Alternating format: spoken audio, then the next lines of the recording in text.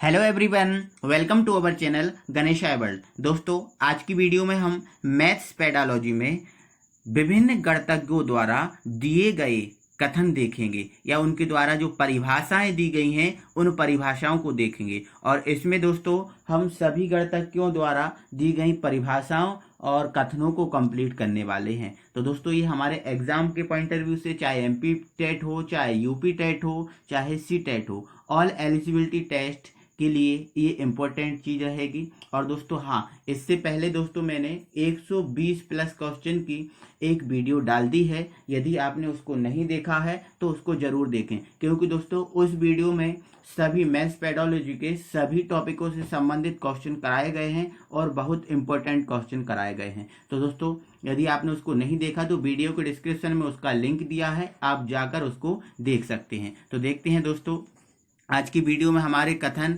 में पहला कथन क्या है। और दोस्तों हाँ, यदि आपने अभी तक हमारे चैनल को सब्सक्राइब नहीं किया है तो प्लीज़ दोस्तों चैनल को सब्सक्राइब करें और वीडियो अच्छा लगे तो वीडियो को लाइक करें, है ना। तो दोस्तों आज का हमारा पहला कथन देखते हैं क्या है। तो आज का हमारा पहला कथन दोस्तों ये है, गणित की प्रकृति और सुधार। जो गणित की प्रकृति है और उसका सुधार राज्य की समृद्धि से जुड़ा है। जो हमारा राज्य है उस राज्य की किससे, समृद्धि से जुड़ा है, ये जुड़ा हुआ है। यह कथन किसका है? तो दोस्तों ये जो कथन है वो नेपोलियन महोदय ने कहा था कि जो गणित की जो प्रकृति और सुधार राज्य की समृद्धि, किसी भी राज्य की समृद्धि से जुड़ा हुआ है। यह किसने कहा था? ये नेपोलियन नामक वैज्ञानिक ने कहा था। और दोस्तों ये कब कहा था ये चीज बता रहा हूं दोस्तों। जब क्या हुआ था, सामुदायिक गणित, जो सामुदायिक गणित होता है, सामुदायिक गणित को स्वीकार करने वाले जो पहले गणितज्ञ थे वो नेपोलियन नामक गणितज्ञ थे,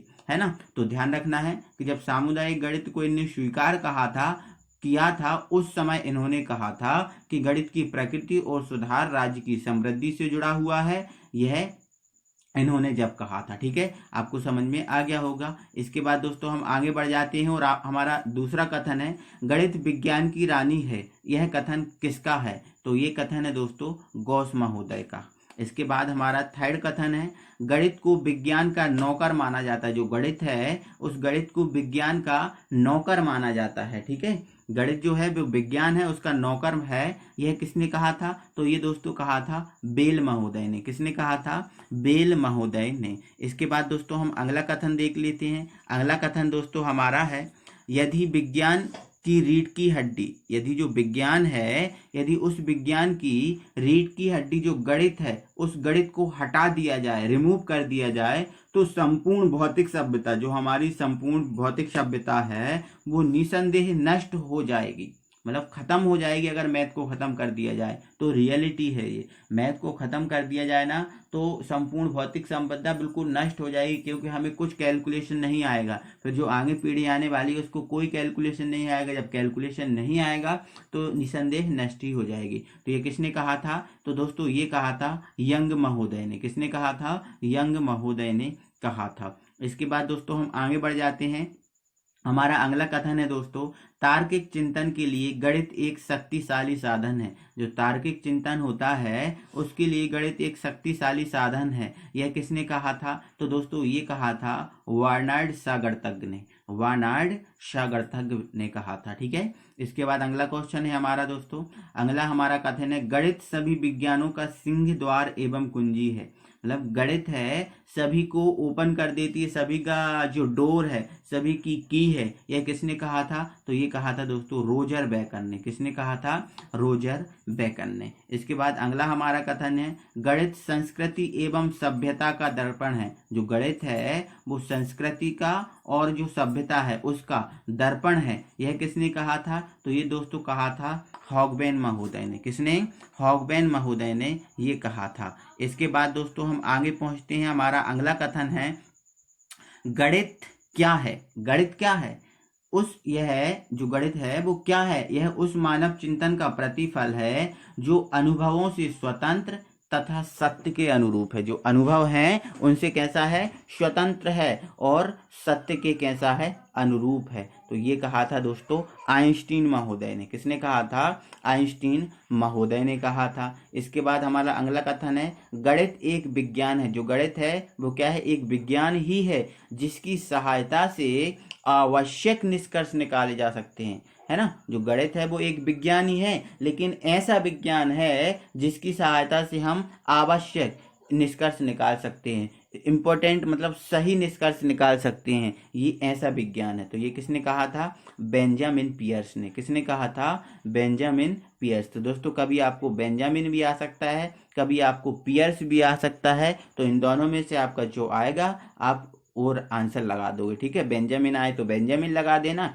और पियर्स आए तो पियर्स लगा देना। इसके बाद हमारा अगला कथन है, गणित वह भाषा है। गणित कौन सी भाषा है, गणित वह भाषा है जिसमें परमेश्वर ने संपूर्ण जगत या ब्रह्मांड को लिख दिया। संपूर्ण जगत या ब्रह्मांड को लिख दिया गणित में। इस एक ऐसी भाषा है गणित जिसमें परमेश्वर ने संपूर्ण जगत या ब्रह्मांड को लिख दिया। ये किसने कहा था, तो ये कहा था गैलीलियो महोदय ने। किसने कहा था, गैलीलियो महोदय ने। इसके बाद दोस्तों हम अगला कथन देख लेते हैं। अगला कथन है हमारा 11वां, ठीक है। और देखो क्या बोल रहा है, ये बोल रहा है, गणित एक ऐसी अमूर्त व्यवस्था का अध्ययन। जो गणित है एक ऐसी अमूर्त व्यवस्था का अध्ययन है जो कि अमूर्त तत्वों से मिलकर बनी है। किससे मिलकर बनी है, अमूर्त तत्वों से मिलकर बनी है, तथा इन तत्वों को मूर्त रूप से परिभाषित किया जा सकता है, ठीक है। मतलब एक बात इसमें से ये याद रखना कि गणित में हम कहाँ से कहाँ की ओर जाते हैं, अमूर्त से मूर्त की ओर। अमूर्त से मूर्त की ओर हम कहाँ जाते, किस में जाते हैं, गणित में जाते हैं। तो ये किसने कहा था, मार्शल एच स्लेन ने, ठीक है। तो गणित एक ऐसी अमूर्त व्यवस्था का अध्ययन है जो कि अमूर्त तत्वों से मिलकर बनी है, तथा इन तत्वों को मूर्त रूप से परिभाषित किया जा सकता है, ठीक है। मतलब अमूर्त से मूर्त की ओर ले जा सकता है। जो गणित है वो अमूर्त से मूर्त की ओर ले जा सकता है। तो ये किसने कहा था, मार्शल एच स्लेन ने कहा था। इसके बाद अगला है हमारा, गणित एक ऐसा विषय है।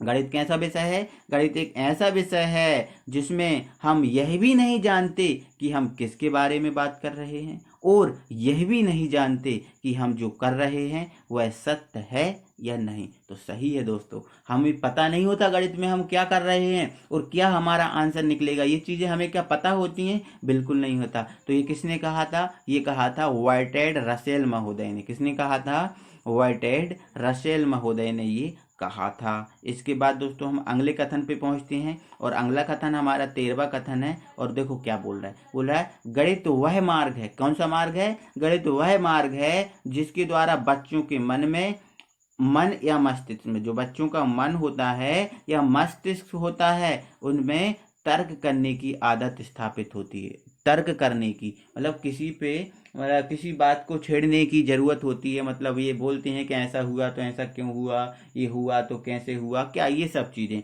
ये दिमाग में बच्चों के जाती हैं। तो ये चीज किसने कहा था, तो ये कहा था दोस्तों लॉक महोदय ने। किसने कहा था, लॉक महोदय ने, ठीक है। इसके बाद हमारा अगला कथन है, और अगला कथन देखो बोल रहा है, हमारी पूर्ण सभ्यता, हमारी जो पूरी सभ्यता जो है वर्ल्ड की, जो प्रकृति की उपयोग तथा बौद्धिक गहराई पर निर्भर करती है। हमारी जो सभ्यता है, हमारा जो वातावरण है, हमारा जो जनरेशन है, वो जो प्रकृति की उपयोग तथा बौद्धिक गहराई पर निर्भर करती है।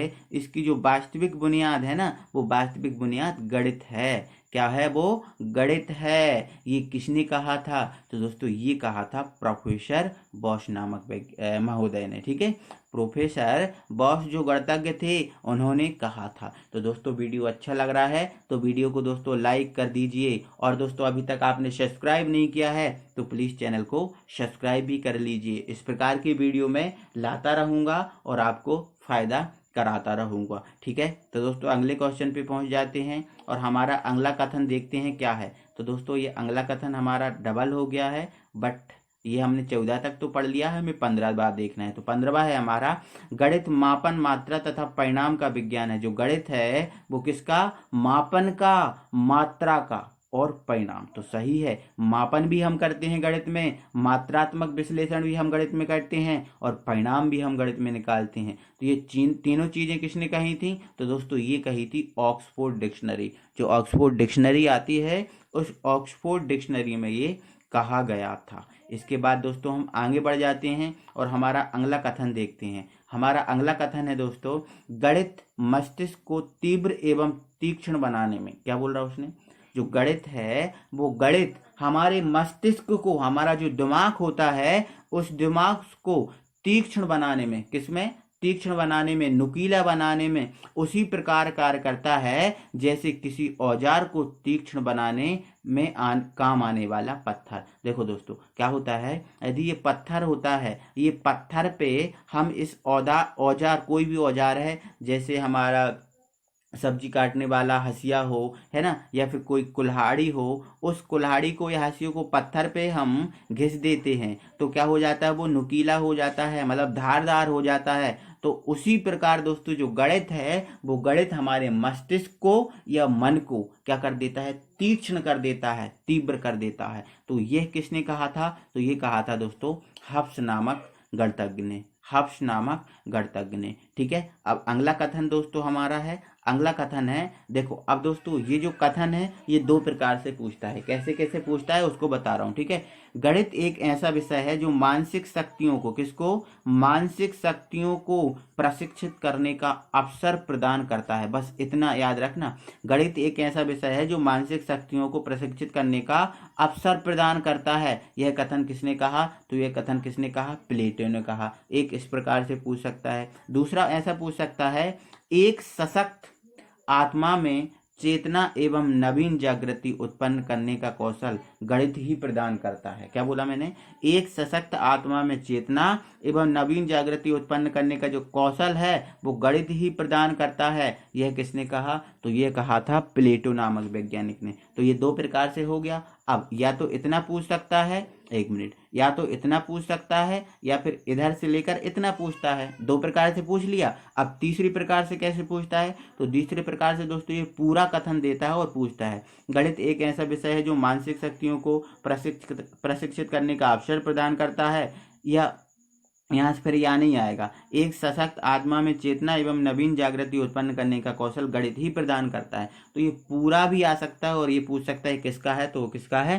प्लेटो का। दोस्तों एक बात और, आपको एक बात और, एक क्वेश्चन और आता है कि जो मानसिक सिद्धांत है, इस मानसिक सिद्धांत के जनक कौन माने जाते हैं? तो दोस्तों जो मानसिक सिद्धांत है उस मानसिक सिद्धांत के जो जनक हैं वो प्लेटो महोदय माने जाते हैं। कौन माने जाते हैं? प्लेटो महोदय। ठीक है, तो इन चीजों को आप याद रखना है कि कैसा क्या क्वेश्चन निकलता है, कैसे क्या आएगा। इसके बाद दोस्तों हमारा अगला कथन है, शून्य का आविष्कार इतना महत्वपूर्ण है। जो शून्य है उस शून्य का आविष्कार जो है ना इतना अधिक महत्वपूर्ण हो गया है कि उसकी प्रशंसा में जितना कहा जाए उतना कम है। उसकी प्रशंसा में जितना हम कहें ना उतना कम है। यह किसने कहा था? तो दोस्तों ये हेल्स्टेड महोदय ने कहा था। किसने कहा था? हेल्स्टेड महोदय ने। और दोस्तों एक बात और है, अगर शून्य की बात आई है तो दोस्तों शून्य का प्रयोग, जो शून्य है उस शून्य का जो प्रयोग है उस किसने किया था? तो दोस्तों ये कहा था कि शून्य का प्रयोग आर्यभट्ट नामक वैज्ञानिक ने किया था। शून्य की जो खोज है, शून्य का जो प्रयोग है या शून्य की जो खोज है वो किसने की थी? आर्यभट्ट नामक वैज्ञानिक ने। किसने की थी? आर्यभट्ट नामक वैज्ञानिक ने। अब दोस्तों क्वेश्चन ऐसा भी आता है कि शून्य का जो प्रयोग है, जो शून्य का क्या है? प्रयोग है, वो शून्य का प्रयोग सर्वप्रथम किसने कहा था? तो आपका आंसर रहेगा ब्रह्मगुप्त। किसने? ब्रह्मगुप्त। तो शून्य का सर्वप्रथम प्रयोग किसने किया था? ब्रह्मगुप्त ने किया था। और यदि शून्य के जनक, शून्य की खोज किसने की थी? तो आपका ये आंसर आया कि शून्य की खोज किसने की थी? तो आर्यभट्ट। और प्रयोग किसने किया था? तो ब्रह्मगुप्त। ये चीजें आप दोस्तों याद रखना। और दोस्तों ये जो शून्य है वो एक सबसे छोटी पूर्ण संख्या है। शून्य क्या है? एक सबसे छोटी पूर्ण संख्या है। इसको भी आप याद रखना। तो आई होप दोस्तों कि ये आपको सब अच्छा लगा होगा, मजा आया होगा। तो दोस्तों वीडियो को आप लाइक कीजिए, ठीक है। और यदि आपने अभी तक हमारे चैनल को सब्सक्राइब नहीं किया है तो प्लीज़ चैनल को सब्सक्राइब करें